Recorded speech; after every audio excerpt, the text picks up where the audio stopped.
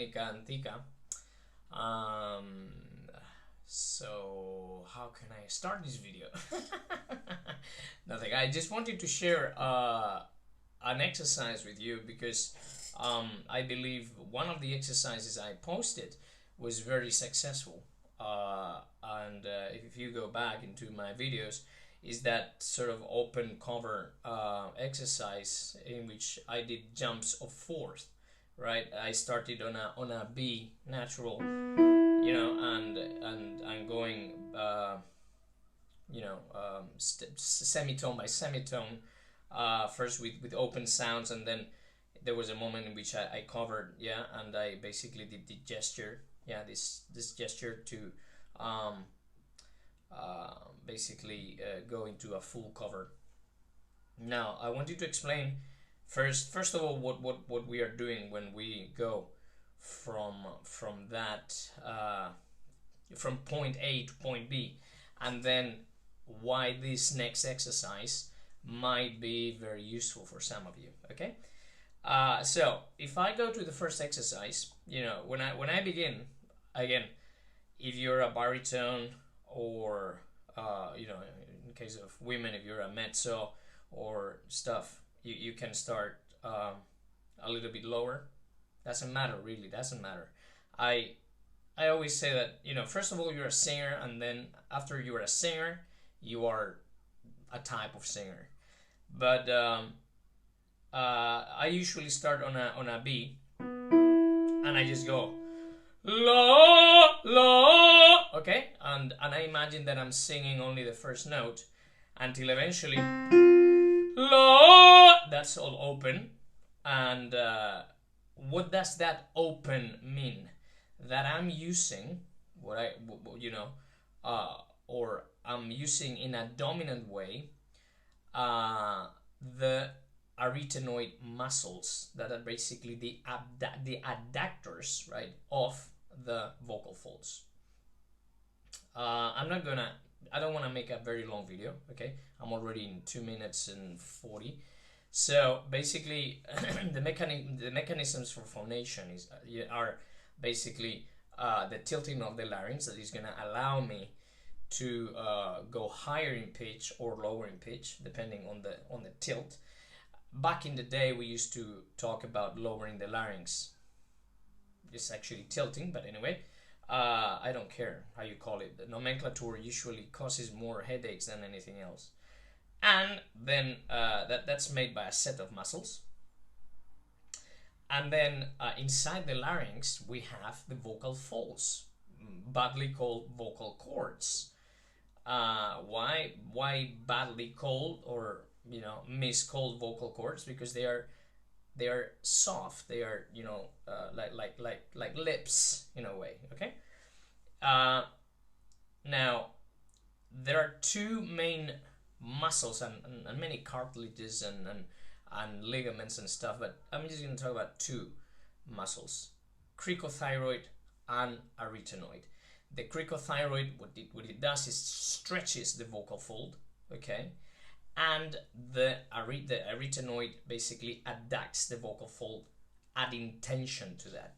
Now there is a moment in which I would want to go higher, but if I have too much tension, that means too much ATM or arytenoid action in the fold, and perhaps not enough tilt in my larynx, I'm going to cause a lot of constriction. And that's why this exercise is so good.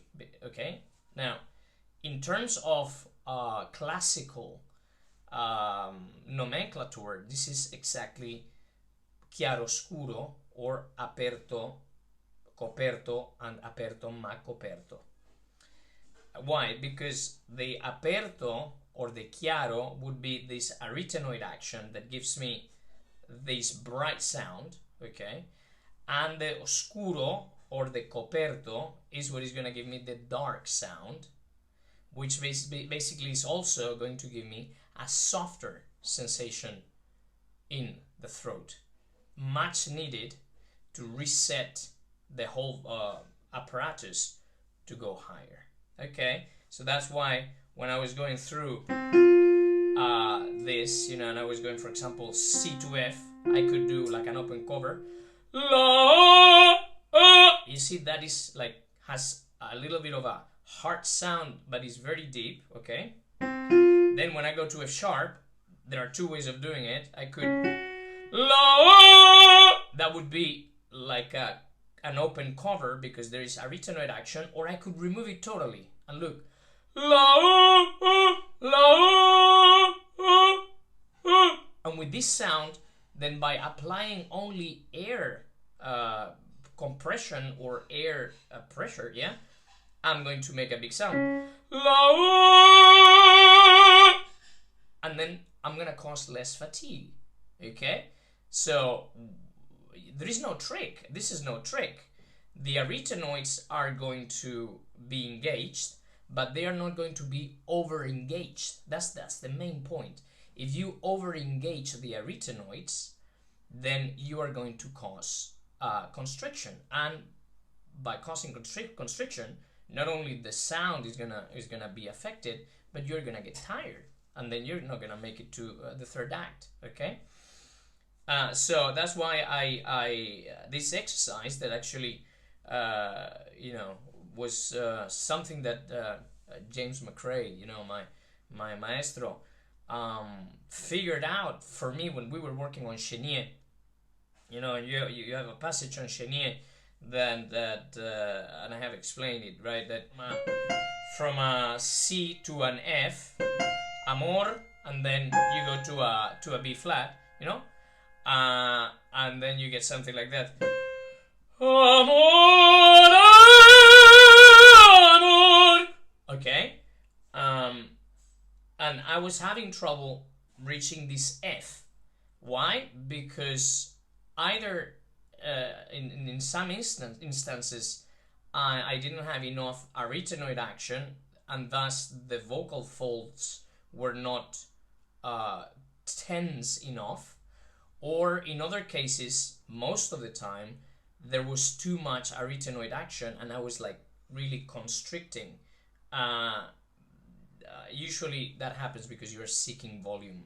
Okay, now when you do this exercise, you basically find the right balance for you. Okay, so if I'm gonna go to that F sharp, or let's go directly to a G, you know, la, la, there is arytenoid action there, even though I'm deep, la, and then I have this sound, then I limit the arytenoid action and I concentrate more in actually the tilting of the larynx to create that deep sound, that noble sound that I want to recreate when I'm singing classical music, you know, opera. This is exactly what Pavarotti talked about, and actually if I'm not mistaken, I could be, but you know, after reading and researching, this is what Corelli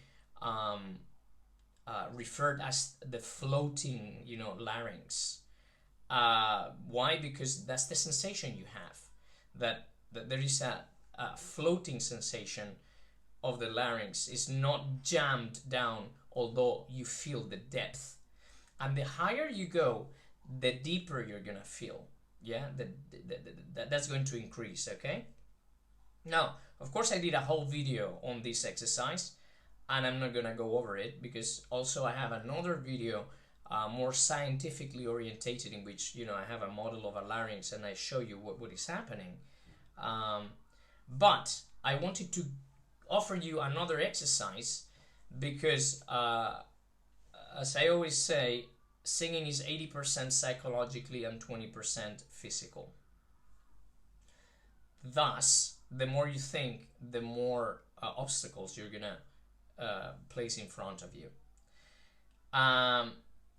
So we need agility, and nothing better than scales for agility. Nothing better than scales for agility. So I remember back in the day when I was at the Guildhall, I listened to somebody doing a scale, and that scale was something like this. Okay, so it's a typical octave scale, and then adding these two extra notes. Okay, this is the one we're gonna use to go in and out of this arytenoid and non-arytenoid engagement. Okay. Of course, when we are talking about open sounds, you know, have to in terms of a tenor would be up to an F sharp. Not much is gonna change, right? So I start on a C. La. Yeah. So the only thing when I feel is that as I'm approaching that higher, you know, the second octave C, it's like a hydraulic I don't know, press that is gonna go a bit lower. Okay, but if I go to an F sharp and I want to use full oscuro instead of chiaroscuro, yeah, instead of the open cover, listen what happens.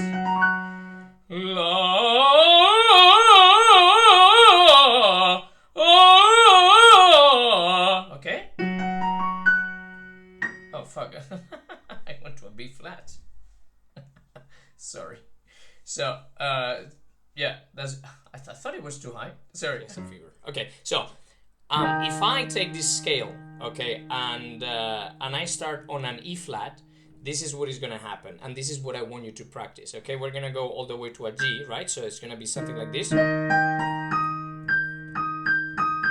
So I have this jump from E flat to G. Okay, the first note, the E flat, is going to be open, which means arytenoid.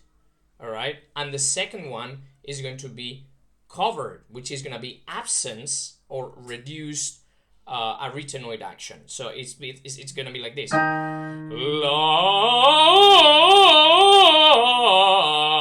Yeah, instead of la. See, that is going to is going to be taxing. It's going to tire me. Okay, so I just have to continue like this. La. La. And that's your B flat. And, you know, I go in and out, in and out, in and out. And that trains, you know, the agonists and antagonists of the arytenoids and basically helps with balancing both the cricothyroid and the arytenoids to go to higher notes. Okay, those are tools, guys, boys and girls. Okay, those are just tools. But the more unconscious your technique is, the more natural and the better your singing is gonna go. And of course, this doesn't end there, you know, because you know. Okay, here I'm starting on an F sharp, but then I'm gonna go through to a B natural.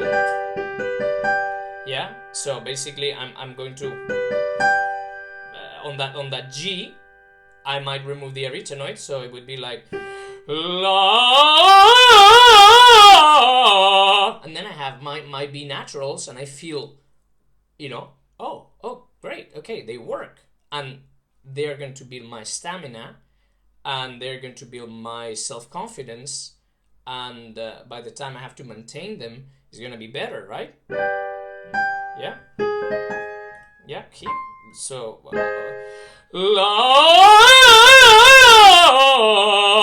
and that's your high C. So I'm going to touch that high C 1, 2, 3 times. Is going to help me saying, oh, I didn't do it by chance. I know what I'm doing. Okay. All right, I will elaborate a bit more on this because I believe this has helped a bunch of people, and I really like this exercise applied to this concept. Okay, all right. Well, have a great day, and if you have any doubts or any questions, you know where to find me.